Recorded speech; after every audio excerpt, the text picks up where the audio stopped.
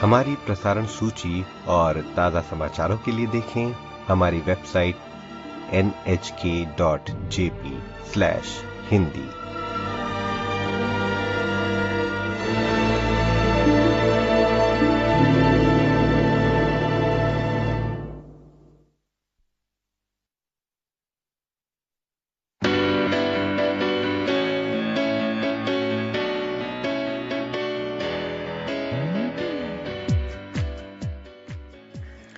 यह है NHK world Japan की हिंदी सेवा।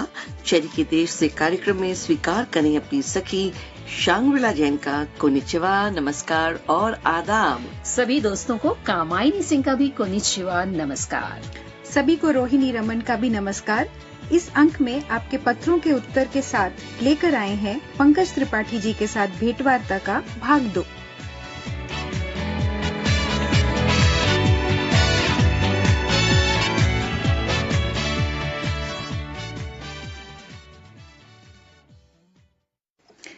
पंकज त्रिपाठी हिंदी सिनेमा का एक ऐसा नाम है जो अपनी सहज अभिनय शैली, दमदार संवाद अदायगी और गहराई वाले किरदारों के लिए जाने जाते हैं। बिहार दिवस कार्यक्रमों में हिस्सा लेने के लिए पंकज जी 24 मार्च को जापान आए थे। पिछले अंक में हमने उनके साथ हुई भेंट वार्ता और प्रशंसकों के साथ साझा किए गए उनके जीवन से जुड़े कुछ रोचक निजी किस्से सुने थे। आइए उनके साथ भेंट वार्ता को आगे बढ़ाएं।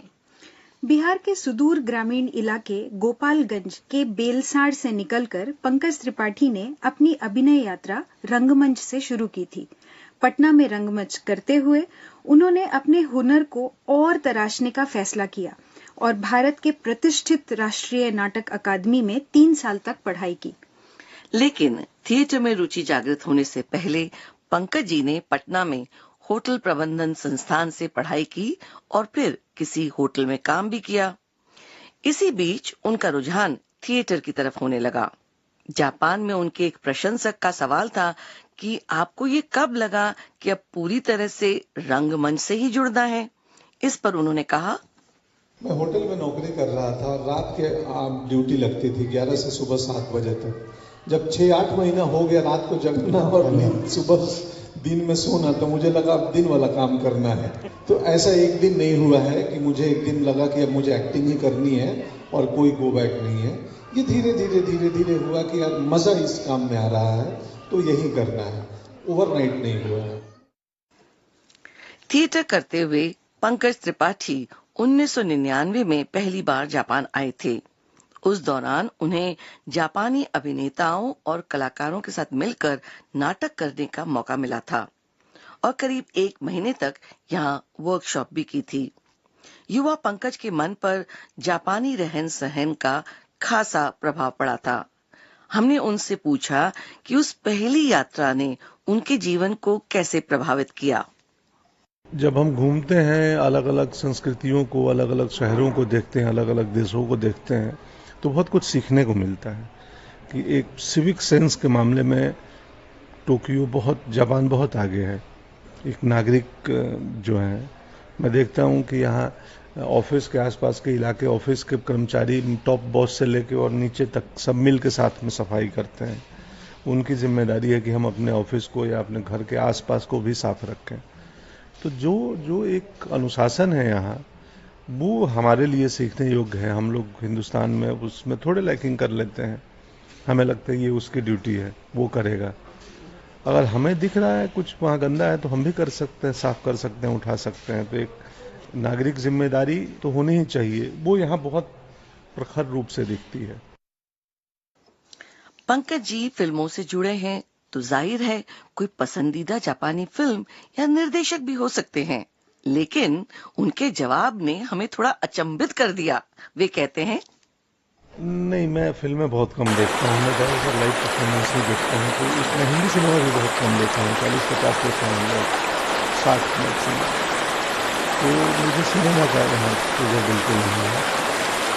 बाकी खाने का है, कल्चर का है, परफॉर्मिंग आर्ट का है, और सिनेमा का, जापानी सिनेमा का एक्सपोजर नहीं है।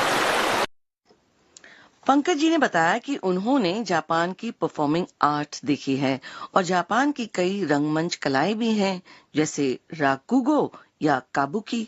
हमने उनसे सवाल किया कि क्या इनमें से कोई देखने का मौका मिला, तो वे बोले, पहले काबुकी देखा हूं, मैंने काबुकी का वर्कशॉप भी किया हुआ है। कल काबुकी थिएटर मुझे दिखा बाहर से, वो सेंट्रल टोक्यो में, तो वहाँ काफ़ी भीड़ थी। तो मेरी पत्नी नहीं देखी है, तो उन्हें दिखाऊंगा। बाकी मैं यहाँ के कलाओं के बारे में काफ़ी अध्ययन किया हूँ, देखा हूँ। हमारे एनएसडी में जब हम पढ़ते थे, national school of drama Delhi में, तो वहाँ भी कल्चरल एक्सचेंज के तहत काबुकी एक्सपर्ट आते थे एक वर्कशॉप लेने के लिए, तो वो सब किया है। और ये बहुत अच्छी बात है जापान में कि जितना मॉडर्न है, टेक्निकली विकसित है, उतना ही ये लोग अपनी संस्कृति को, अपनी कलाओं को, लोक कलाओं को प्रिजर्व करके बचा के रखे हैं और अगली जनरेशन को दे रहे हैं। तो फिर तो फ्लरिश करेंगे ही वो कलाएं, और हमारी जिम्मेदारी है कि हम अपनी कलाओं को बचा के रखें, उनको अगली पीढ़ी को दें। काबुकी जापान की 400 साल पुरानी रंगमंच कला है, जिसमें नाटक, संगीत और नृत्य सभी कलाओं का समावेश है। पंकज जी से हमने पूछा कि काबुकी में ऐसी क्या खास बात है जिसने उन्हें विशेष रूप से प्रभावित किया। खास तौर से जिन लोगों ने कभी काबुकी नहीं देखी, वे जानना चाहेंगे कि इसमें उन्हें क्या पसंद आया। बिल्कुल, आपके शहर में आपको जहां भी मौका मिले जरूर देखें काबुकी परफॉर्मेंस, क्योंकि ये एक प्राचीन परंपरा है यहाँ की। उसके मूवमेंट इतने डेलिकेट होते हैं और उसके कलाकार को ट्रेंड होने में, प्रिपेयर्ड परफॉर्म करने में काफ़ी साल लगते हैं। ऐसा नहीं है कि 1 महीने की ट्रेनिंग में आप परफॉर्म करने लगो। तो जितना उसमें संतुलन और मूवमेंट के ऊपर प्रैक्टिस की ज़रूरत है, और उसमें ऑफ कोर्स यहाँ की एक विरासत है, सांस्कृतिक विरासत है वो, तो काबुकी एक्टर को ट्रेंड होने में, काबुकी परफॉर्मर को बहुत साल लगते हैं। हमारे यहाँ भी हैं, भारत में भी ऐसी कलाएं हैं, दक्षिण भारत में मोहिनीअट्टम, भरतनाट्यम, कुडियाट्टम, जिनको एक परफॉर्मर को ट्रेंड करने में, उसको स्टेज पे आने में 5 साल 10 साल लग जाते हैं। तो ये कलाएं हैं जो ह्यूमन इवोल्यूशन को दिखाती हैं कि कैसे इवॉल्व होते हैं हम। तो कमाल का आर्ट है। आपको जब भी मौका लगे, आपके शहर में कहीं भी काबुकी परफॉर्मेंस पता हो, जरूर जाएं और देखें। आज भारत में रंगमंच हो या जापान का काबुकी, लोगों की रुचि इन कलाओं में कम होती जा रही है। काबुकी कलाकारों का भी कहना है कि इसको जीवित रखने के लिए बहुत मेहनत करनी पड़ रही है। इस बारे में हमने पंकज जी से उनकी राय जानी। ऑडियंस अगर लाइव परफॉर्मेंस देखेगी ना, एक नई ऑडियंस, बहुत लोग हैं जो स्टेज में, थिएटर में नहीं गए हैं आज तक। और सिनेमा एक किस्म से जादू था, पर्दे पे एक दुनिया क्रिएट होती है और देखते हैं, पॉपुलर मीडियम है। एक सिनेमा बनेगा तो एक साथ 1000 जगहों पे देख सकते हैं, लेकिन लाइव परफॉर्मेंस एक ही जगह जहां हो रहा है वहीं जाके देख सकते हैं उसका। तो एक समय आएगा जब ये स्क्रीन फटीग हो जाएगा, होने लगा है। आप कितना स्क्रीन में देखेंगे? इंटरटेनमेंट है, समाचार है, सोशल मीडिया है, फिल्में हैं। तो एक समय के बाद आदमी को रियल कनेक्शन चाहिए कि मैं कुछ लाइव देखूं, मैं जीवंत देखूं। मैं जो देख रहा हूं वो इसी समय घटित हो रहा है, वो 6 महीना घटित होके और उसको कैमरे में कैद करके नहीं दिखा जा रहा है। तो आने वाले समय में लाइव आर्ट लोग देखने जाएंगे और बहुत भीड़ होगी, और उसका सुख समझ में आएगा कि यार इसका आनंद क्या है। वो सजीव लाइव कनेक्शन अलग होता है ना, कि आपके सामने एक कलाकार परफॉर्म कर रहा है, उसमें कोई कैमरा नहीं है, कोई फिल्टर नहीं है, कोई एडिटिंग नहीं है। सही है तो वही है, गलतियां भी हो रही हैं तो आपके सामने हो रही हैं। तो स्क्रीन फटीग एक दिन आएगा और लोग वापस आ गया है। इनफैक्ट आप ब्रॉडवे जाके देखें, जो होते हैं वहाँ पे कितने महंगे टिकट हैं और हाउसफुल रहते हैं, महीनों तक टिकट नहीं मिलती है। तो मैंने खुद अभी एक प्ले प्रोड्यूस किया है मेरी पत्नी ने बॉम्बे में, लाइलाज, और उसके शोज हो रहे हैं। समय लगा, कभी उचित हुआ तो हम जापान भी आएंगे हिंदी ऑडियंस के लिए शो करने। 30 लोगों का ट्रूप है, लाइव परफॉर्मेंस है, लाइव म्यूजिक है, लाइव गाते हैं, लाइव बजाते हैं म्यूजिशियन। तो लाइव आर्ट का कोई तुलना ही नहीं है, सिर्फ जरूरत है एक बार एक्सपीरियंस करने के लिए। जो दर्शक मुझे सुन रहे हैं, आपके आसपास कहीं भी कोई लाइव परफॉर्मेंस हो रही है, थोड़ी प्रोफेशनल टीम की, आप जाएं देखें और आप उसके मुरीद हो जाएंगे, दीवाने हो जाएंगे, और आप बार बार देखेंगे। उनके लिए कला के मायने क्या हैं? टोक्यो के एक प्रशंसक के सवाल पर पंकज जी ने कहा, और जरूरी नहीं कि हर व्यक्ति जिसके भीतर कला है ना, उसको एक्सप्रेस करने के लिए स्टेज ही मिले। आर्टिस्टिक अप्रोच आप जीवन में भी रख सकते हैं। खाना बनाने में और खाना खाने में भी आर्ट हो सकता है। तो आर्ट के लिए आर्ट कोई जीवन से बहुत अलग की चीज नहीं है। उसका अप्रोच, उसका सेंस आप लाइफ में भी रख सकते हैं। और आर्ट का पर्पस ही है आदमी को अच्छा आदमी बनाना। आर्ट, पोएट्री, कल्चर, इनका क्या पर्पस है जीवन में? हम इंजीनियरिंग, मेडिकल का काम है जीवन को आसान बनाना, कि इंफ्रास्ट्रक्चर हो जाएगा तो यहां से वहां जल्दी जाएंगे, मेडिसिन में डेवलप करेंगे तो हम बीमारियां दूर कर लेंगे। बट ये यहां से वहां जल्दी जाना और बीमारियों को भगाना किसके लिए? जीवन के लिए। फिर जीवन किसके लिए? आर्ट के लिए। पंकज जी के साथ बातचीत का सिलसिला आगे भी जारी रहेगा, जिसमें हम उनके फिल्म करियर के बारे में जानेंगे। और अब समय हो चला है श्रोताओं को हमारी फ्रीक्वेंसी बताने का, तो फटाफट नोट करें हमारी फ्रीक्वेंसी।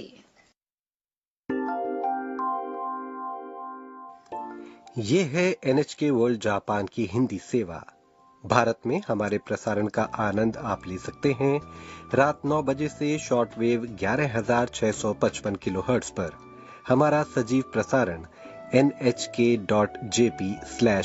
पर भी सुना जा सकता है। सुनते रहें NHK वर्ल्ड जापान।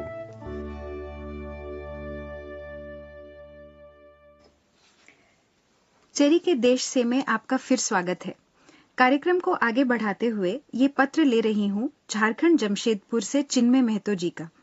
लिखा है, आओ पकाएं जापानी खाना में टेम्पुरा की बहुत ही सरल विधि और सहज उपाय बताने के लिए धन्यवाद। अब ये पकौड़े मैं स्वयं बनाने का कोशिश जरूर करूंगा, पर कहाँ तक सफल हो पाऊंगा पता नहीं। चिन्मय जी ने एक निजी उपलब्धि साझा करते हुए लिखा है, मेरे मिनी रेडियो संग्रहालय पर दिल्ली दूरदर्शन ने लघु डॉक्यूमेंट्री बनाई है। उसमें मेरा साक्षात्कार भी लिया। मैंने रेडियो जापान के बारे में विस्तार से जानकारी दी। एक रेडियो श्रोता होने पर इतना बड़ा सम्मान मिलना काफी गर्व की बात है।